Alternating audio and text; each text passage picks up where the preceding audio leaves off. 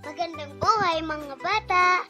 Tara, samahan ninyo akong matuto kasama si Teacher Aika, your online teacher.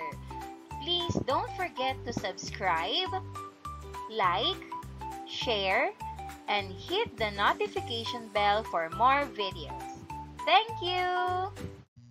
Revised K-12 Curriculum, Makabansa, Grade 2.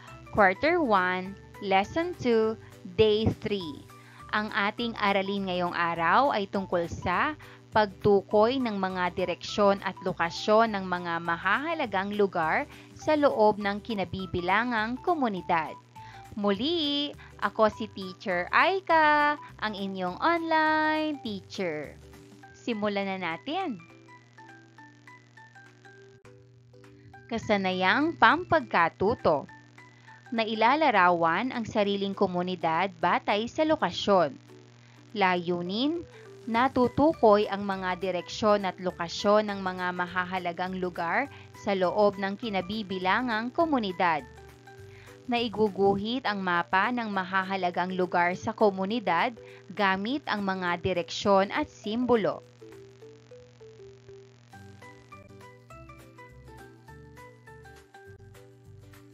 Ipaawit ang kantang pinamagatang Kumusta Ka? Ipakita sa mga mag-aaral ang kilos na akma sa mga titik ng awitin. Ipasunod sa mga mag-aaral ang iyong mga kilos habang masaya ninyong inaawit ito. Narito ang liriko ng kanta. Sabayan nyo ang inyong guro. Sagutan natin ang mga tanong. Una, saan natin pinadyak ang ating mga paa habang tayo ay umaawit kanina? Pangalawa, nang unang pag-ikot natin ay saang posisyon tayo nakaharap? Sa likuran ba o sa dati lang na pwesto? At pangatlo, sa pangalawa nating pag-ikot ay saang posisyon naman tayo nalipat?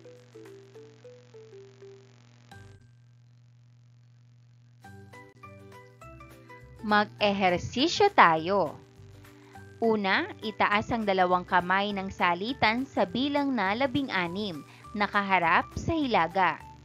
Pangalawa, mag-jogging sa lugar sa bilang na 16, harap sa timog. Pangatlo, iikot ang dalawang kamay sa bilang na 8 pa-clockwise. Ulitin ang pag-ikot ng dalawang kamay sa bilang na 8 pa-counterclockwise, harap sa silangan. Pang-apat, ibaluktot ang mga tuhod.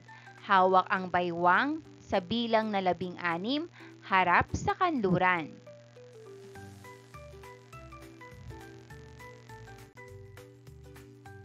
Sa ating ginawang ehersisyo, anong mga direksyon ang ipinakita ninyo?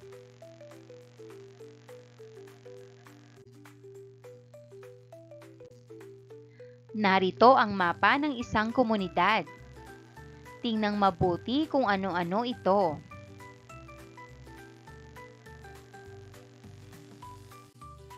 Narito ang mapa ng isang komunidad. Tukuyin natin kung ano ang nasa timog, silangan, kanluran at hilaga. Number 1, nasa hilaga ba ang simbahan? Ang sagot, tama.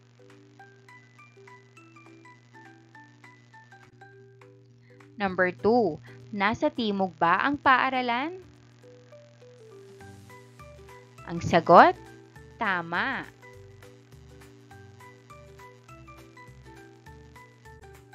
Number 3, nasa silangan ba ang palengke? Ang sagot, tama.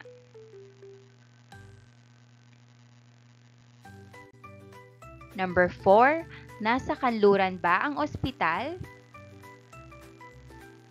Ang sagot, tama.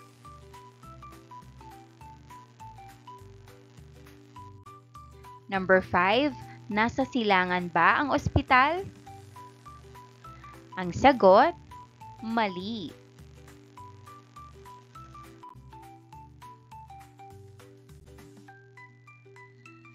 Narito ang isa pang halimbawa ng komunidad. Tingnang mabuti ito.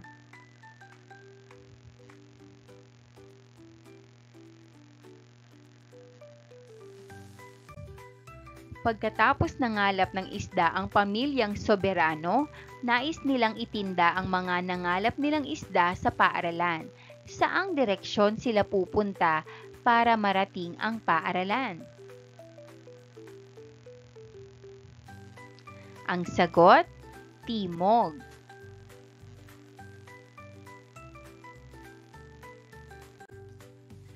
Pagkatapos maihatid ng pamilyang Urduha ang kanilang anak sa paaralan, naisipan ng mag-asawa na ibenta ang kanilang namanang ginto at pilak sa kanilang mga ninuno. Saang direksyon nila ibebenta ang mga ito? Ang sagot, kanluran.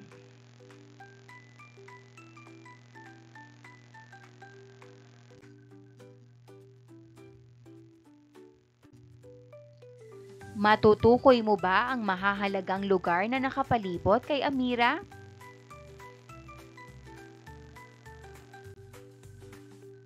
Tingnang mabuti ang larawan.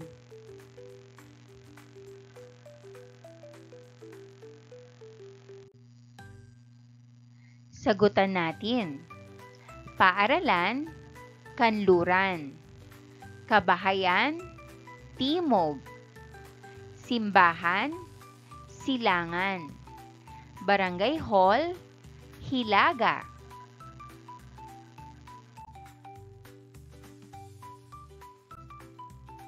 Ang lokasyon ang nagsasabi ng tunay na kinalalagyan ng mga bagay o lugar.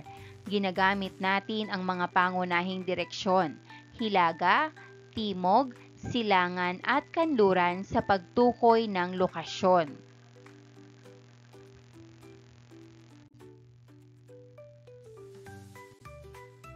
Iguhit ang wastong kinalalagyan ng paaralan. Idagdag sa drawing ang mga estrukturang makikita sa loob ng iyong paaralan. Gamitin ang mga pangunahing direksyon.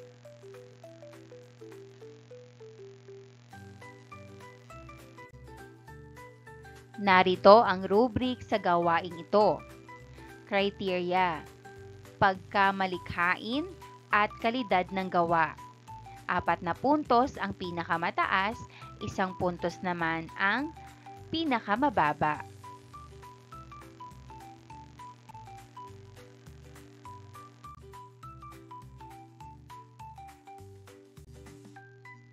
Magdala ng mga kagamitang pang-drawing tulad ng coupon band, lapis, crayola at ruler.